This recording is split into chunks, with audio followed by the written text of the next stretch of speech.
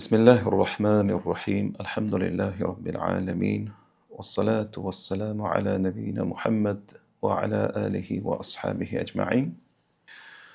Azizlar, biz bugun Alloh taoloni Al-Malik ismi sifati borasidagi suhbatimizni davom etamiz. Bugungi mavzuyimiz qanday qilib biz Allohga bu ismlar bilan ibodat qilamiz. Ya'ni Al-Malik ismi bilan qanday Allohga ibodat qilamiz. Birinchisi, bizga Al-Malik bo'lgan Allohdan boshqa na ziyon, na foyda beruvchi yo'q degan e'tiqodda bo'lamiz. Ya'ni biz birinchi o'rinda e'tiqodimizni to'g'rilashimiz kerakki, Al-Malik bo'lgan Allohdan boshqa hech kim bizga na foyda, na ziyon keltira olmaydi. Unga qodir emas. Ya'ni bu degani, sen bu hayotda ikki yuzlamachi bo'lmaysan degani. Gapirsang haqqa gapirasan, amal qilsang haqqa amal qilasan va malomatchini malomatidan qo'rqmaysan. Ya'ni bu yo'lda senga ziyon qilaman degan kishilar senga ziyon qilishga molik emas degani. Ular nafaqat bizaga, balki o'ziga ham foyda yoki ziyon keltirishga molik emas degani. Ayni mana shu e'tiqodni Nabiy sallallohu alayhi vasallam sahobalarga yoshligidan ta'lim berdi.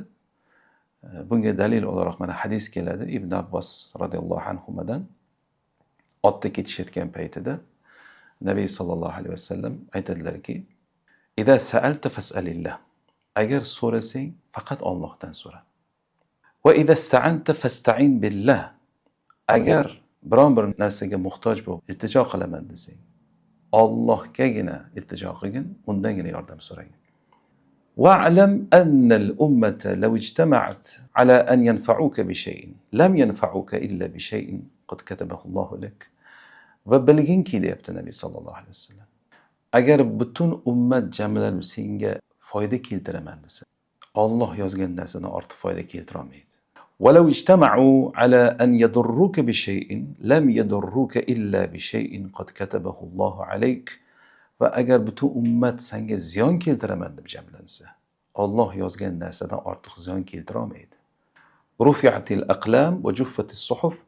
Qalamlar ko'tarildi, siyohlar quridi dedi Nabiy sallallohu alayhi vasallam. Ya'ni bu degani, bizga agar kimlardir va'da qilsa, bunday qilib yuboramiz, bunday qilib yuboramiz, sen hayotingni yaxshi qilib yuboramiz, zo'r bo'lib ketadi desa, unga ishonib qolmagin degani. Ya'ni insonlarga suyanib va'dasiga ishonib qolmaylikki, Allohdan boshqasi bizga foyda bera olmaydi. Alloh izn bermaguncha hech kim bizga foyda bera olmaydi. Va shu bilan birga, agar butun dunyo sizga tahdid bilan qo'rqitsa, qo'rqib ketmang degani.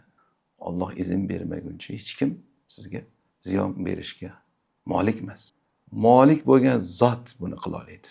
Biz aytyapmizki, Allohdan boshqa hech kim biz ustimizda molik emas deyapmiz. Mana shu e'tiqod bizga chuqur kirish kerak. Nabiy sallallohu alayhi vasallam ayni mana shu e'tiqodni sahobalarning qalbida chuqur o'rin olishligi uchun shu ta'limni davomiy suratda qildilar. Biz bilishimiz kerakki, eng asosiy bizga dinimizda fundament vazifasini bajaradigan narsa bu bizani e'tiqodiy tushunchalarimiz. Ya'ni shu tushunchalarimiz to'g'rilanishi kerak. Allohdan boshqa ziyon beruvchi yo'q. Allohdan boshqa foyda beruvchi yo'q. Shu o'rinda bir oyat zikr qilinadi bu yerda. Alloh taolo aytadiki: "Qul la amliku li nafsi darran va la naf'an illa ma sha'alloh." Alloh taolo Nabiy sallallohu alayhi vasallamga aytibdiki, aytgin, men o'zimga na ziyon, na foydaga molik emasman deb aytgin. Agar Alloh xohlamasa buni. Ya'ni Alloh xohlasagina menga bir foyda keladi, Alloh xohlasagina menga bir ziyon keladi degani. Hani hatto payg'ambarimiz o'ziga na foyda, na ziyonga molik emas ekan. Alloh taolo aytayapti oyatda. Bu Yunus surasida mana 49-oyatda kelyapti. Agar ayrimlar aytsaki, bizni ustozimiz ertaga qiyomatda seni qo'lingdan ushlab jannatga olib kirib ketadi desa, aytamizki, bu narsaga payg'ambarimiz hatto qodir bo'lmagan. Ya'ni biron bir kishi bizga na foyda, na ziyon keltirishga molik emas deymiz. Buni Alloh aytib turibdi. Likulli ummatin ajal. Har bir ummatda o'zini belgilangan ajali bor. Belgilangan uning uchun bu dunyoda yashash uchun vaqti bor. Iza jaa ajaluhum fala yasta'khiruna sa'a va la yastaqdimun. Agar ajali kelsa kimnidir, uni cho'zguvchi ham yo'q, qisqartiruvchi ham yo'q. Ya'ni biza bir soatga ham umrimizni cho'za olmaymiz, bir soatga qisqartira olmaymiz. Chunki biz umrimizga molik emasmiz. Inson xuddiki tug'ilishdan avval qachon tug'ilishiga molik bo'lmagandek, qachon o'lishiga ham molik emas. Bu dunyoga kelayotganda qanaqa ko'rinishda tug'ilish, o'g'il bola bo'lib tug'iladimi, qiz bola bo'lib tug'iladimi, unga molik emas. Qaysi millatga mansub bo'lib tug'iladi, unga molik emas. Biz o'zi hayotimizga molik emasmiz. Ikkinchidan, alla tas'ala g'ayrahu va la tatluba mimman siwahu. Endi mana e'tiqod qildik. Allohdan boshqa bizga na foyda, na ziyon keltiradigan molik yo'q deyapmiz. Shunday ekan, faqat Allohdan so'raymiz va Allohdan talab qilamiz. Nimaiki hojatimiz bo'lsa. Qanday qilib inson molik bo'lmaganlardan so'raydi-da, haqiqiy al-Malik bo'lgan zotning eshigini tark qiladi. Vaholanki Alloh subhanahu va taala dunyo osmoniga tushishligi haqida hadis keldi.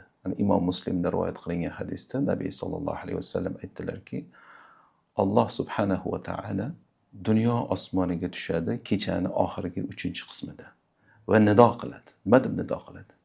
Anal malik, anal malik, men molikman, men molikman deydi. Man zallazi yad'uni fa astajiba lah. Kim menga duo qiladi, duosini ijobat qilay deydi. Man zallazi yas'aluni fa u'tiyahu. Kim mendan biror bir narsa so'rash xohlaydi, so'raganni beray deydi. Man zallazi yastaghfiruni fa aghfir lah. Kim mendan gunohlar uchun istig'for so'raydi, uni kechiraman deydi. Kechiray deyapti Alloh taolo. Mana shu narsa davom etadi, ya'ni Alloh kim duo qiladi, kim so'raydi, kim kechirim so'raydi deb deyishda davom etadi toki fajr, bomdod namozi kirguncha. Ya'ni shunday bo'lib turib, qanday qilib biz boshqalardan so'raymiz? Molik bo'lmaganlardan. Hisham ibn Abdul Malik podshoh bo'lgan kishi Ka'baga keladi. Bu yerda Salim ibn Abdullahni ibodat qilayotganligini ko'radi. Bu mashhur o'sha paytdagi obid kishilardan bo'lgan. Shunda so'raydi. Ey Salim deydi, mendan bir hojating bo'lsa so'ragin, bajo keltiray deydi. Endi hurmat qilganidan aytibdi-da. Shunda Salim unga qarab aytadiki, men Allohning uyida turib, Allohdan boshqasidan so'ragani hayo qilaman deydi. Ya'ni uyalaman deyapti Allohdan boshqasidan so'ragani. Shunda haligi podshoh tashqarida, Ka'baning harom tashqarisida kutib turadi. Salim ibn Abdullah chiqqandan keyin endi so'ra deydi. Tashqaridamiz, endi so'ra deydi. Shunda aytadiki, dunyo hojatlaridanmi yo oxirat hojatlaridanmi deydi. Albatta dunyo hojatlaridan so'ra deydi. Shunda aytadiki, men dunyoni uni egasidan so'ramadim hozir deydi. Egasi bo'lmagandan so'raymanmi deydi. Bu solih kishilarni, avvalgi o'tgan solih kishilarni xulqidan dalolat qiladiki, ular so'rasa faqat Allohdan so'ragan. Insonlardan so'rashga hayo qilgan. Al-Malik ismiga ibodat qilishi bu ko'rinishi qanday bo'lar ekan? Biz so'rasak, agar faqat Allohdan so'rashimiz kerak ekan. Haqiqiy al-Malik bo'lgan zotdan. Uchinchisi, demak Allohni ibodatda yakkalash. Endi bu nihoyatda keng mavzu. Allohni ibodatda yakkalash. Ya'ni kim Allohni al-Malik deb bilsa, haqiqiy podshoh deb bilsa, har qanday foyda va ziyonni egasi faqat u deb bilsa, faqat uni rozi qilaman deb, unga yoqaman deb ibodatlarini unga bag'ishlaydi, u buyurgandek qiladi. Innal ladzina ta'buduna min dunillahi la yamlikuna lakum rizqan fabtaghu 'indallahi ar-rizqa wa'buduhu washkuru lahu. Sizlar ibodat qilayotgan o'sha sanam bo'ladimi, but bo'ladimi, nima bo'lmasin, sizlar ibodat qilayotganlar, Allohdan boshqa ibodat qilayotganlar sizlarga rizq berishga molik emas. Shunday ekan, rizqni Allohning huzurida istanglar deyapti. Unga ibodat qilib, shukr qilib. Allohga al-Malik ismi bilan ibodat qilish yana bir ko'rinishi tavozulik, ya'ni bandani Allohning oldida hokisor bo'lib qolish. Chunki haqiqiy podshohni tanigandan keyin banda ibodatlarida, umuman hayotida tavozuli bo'lib qoladi. Kibrlanmaydi, o'zini baland olmaydi. Mana bir hadisda Nabiy sallallohu alayhi vasallamga ixtiyor berildi. Podshoh, malik bo'lgan payg'ambar bo'lasanmi yoki qul bo'lgan payg'ambar bo'lasanmi deb ixtiyor berilganda Nabiy sallallohu alayhi vasallam Jibrilga qaradilar. Jibril alayhissalom tavozuli bo'ling dedilar. Ya'ni shunaqa nasihat qildilar. Shunda Rasul sallallohu alayhi vasallam aytdilarki, qul payg'ambar bo'laman dedilar. Ya'ni o'sha tavozulikni tanlaganliklariga ishora bo'ldi. Alloh taologa bu Malik ismi bilan ibodat qilish yana bir narsaga taqozo qiladigan har bir molikni o'zini chegaralari bor. Har bir podshoh o'zini yurtini chegaralarini o'ragan. Al-Malik bo'lgan zotda ham chegaralari bor. Mana hadisda bu haqida keladi. Nu'man ibn Bashir radhiyallohu anhudan rivoyat qilingan. Aytadiki, Rasul sallallohu alayhi vasallam shunday deganlarini eshitdim. Innal halala bayin wal harama bayin va baynahuma umurun mushtabihat. Halol bo'lgan narsalar ochiq-oydin, harom bo'lgan narsalar ham ochiq-oydin. Ularning o'rtasida shubhali narsalar bor. La ya'lamuhunna kathirun minan nas. Ko'pchilik bilmaydi lekin bu shubhali narsalar. Halolmi, harommi bilmaydi. Faman ittaqash shubuhat, kim agar mana shu shubhali narsalardan taqvo qilsa, faqad istabra'a li dinihi. Dinini saqlabdi va irzini saqlabdi, obro'sini. Va man waqa'a fi shubuhat, waqa'a fil haram. Kim agar bu shubhalarga tushsa, haromga tushibdi. Karra'i yar'a hawla al-hima. Xuddiki bir cho'pon bir podshohni yaylovida, chegarasida, yonida qo'ylarini o'tlab yurganga o'xshatilyapti. Ya'ni podshohni chegarasiga o'tib ketib, uni ekinzorlaridan yeb qo'ysa qo'ylari jazoga tortiladi-ku. Cho'pon qo'rqadi asli bunaqa joyda qo'ylarni o'tlatishga. Xuddi shunga o'xshatilyapti. Va inna likulli malikin hima. Har qanday podshohni, malikni o'zini chegaralari bor. Ala va inna himallohi maharimuhu.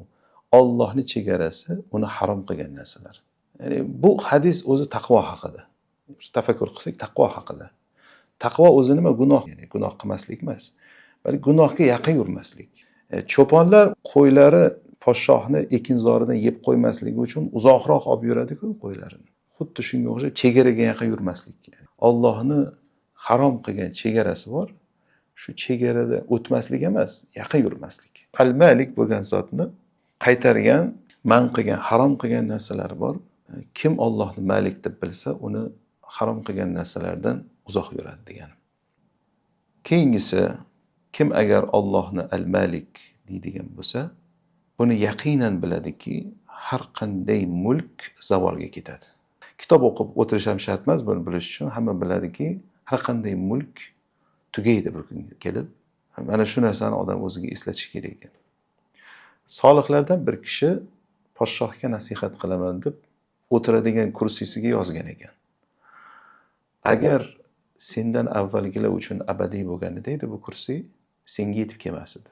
Ya'ni bu degani, sen o'tirgan bu kursida avval boshqalar o'tirgan, ular ketdi, davri tugadi ularning. Seni davring keldi, sendan keyin boshqalar o'tiradi degan. Ya'ni bu qisqa muddatga insonga omonat qilib topshirilgan narsa ekan. Demak, bundan foydalanish kerak degan. Alloh taolo bir oyatda aytadi: "Vabtaghi fima atakallohu ad-daral akhirah." Senga ato qilingan narsalar orqali oxirat diyorini istagin. Ya'ni bizga mol dunyo beriladimi, kuch-quvvat beriladimi, ilm beriladimi, zehn, zakovat.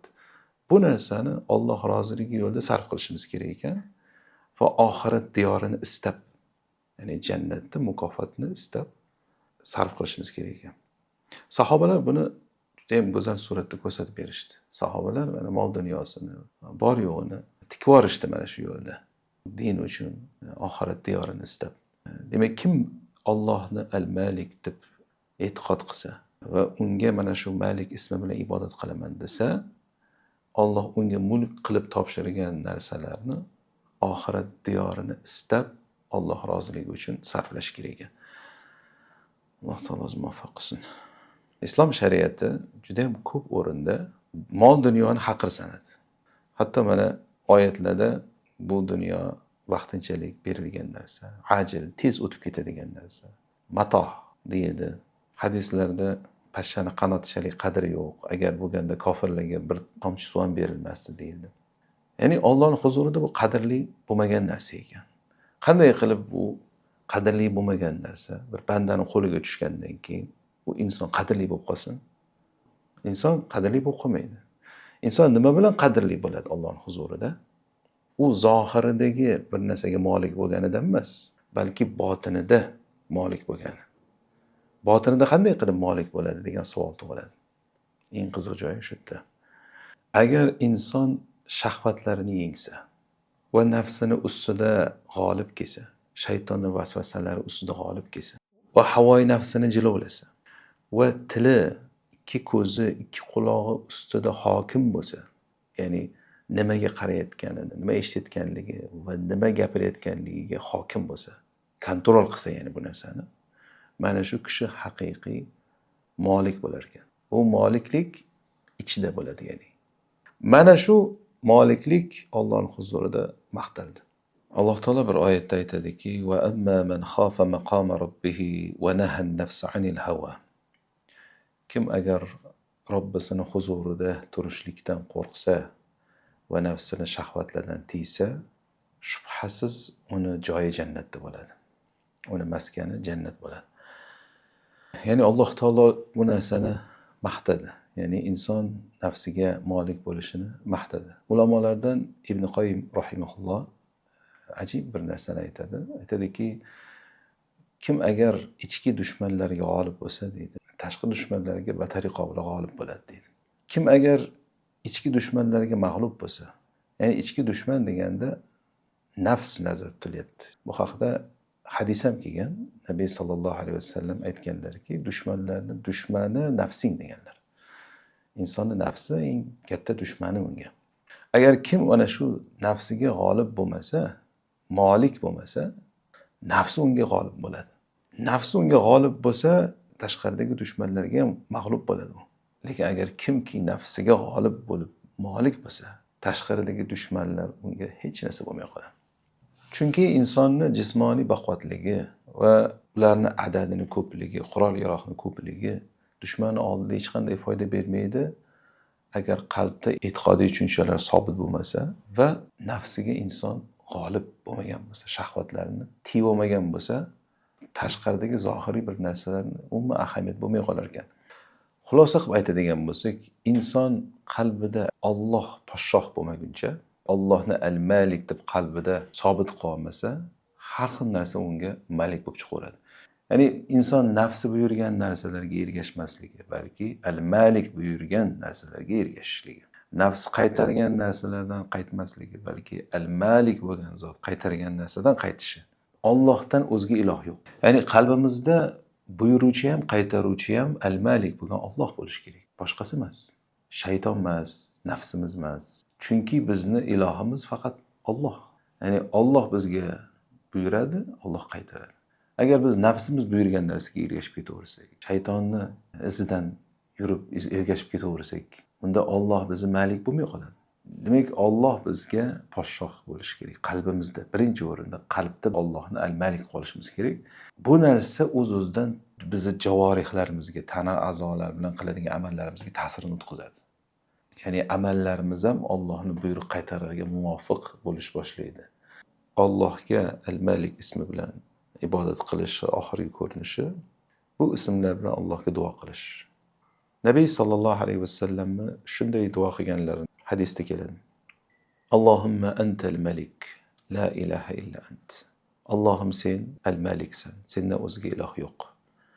Anta robbi va ana abduk. Sen men Robbimsan, men esa sening qulingman. Zalamtu nafsi, men nafsimga zulm qildim. Va a'taraftu bi zambi, gunohlarimni e'tirof etdim. Faghfir li dhunubi jami'an. Gunohlarimni hammasini kechirgin. Innahu la yaghfiru dhunuba illa ant. Sendan o'zga gunohlarni kechiruvchi hech kim yo'q. Wahdini li ahsanil akhlaq. La yahdi li ahsaniha illa ant. Meni axloqlarni eng go'zaliga hidoyat qilgin. Sendan o'zga go'zal axloqlarga hidoyat qiluvchi yo'q. Wasrif anni sayyi'aha. La yasrifu anni sayyi'aha illa ant. va yomon axloqlardan o'zing panoh bergin, o'zing asragin. Sendan o'zga yomon axloqdan asrovchi yo'q. Ana shu duoni boshida e'tibor beradigan bo'lsak, Allohumma antal malik deb boshlandi. Ya'ni kim bu narsalarga molik, bizni hidoyat qiluvchi, bizni gunohlarimizni kechiruvchi, bizni go'zal axloqlarga yo'llovchi, tavfiq berib hidoyat qiluvchi va bizni yomon axloqlardan himoya qilib o'zi asrovchi faqatgina al-Malik bo'lgan zot.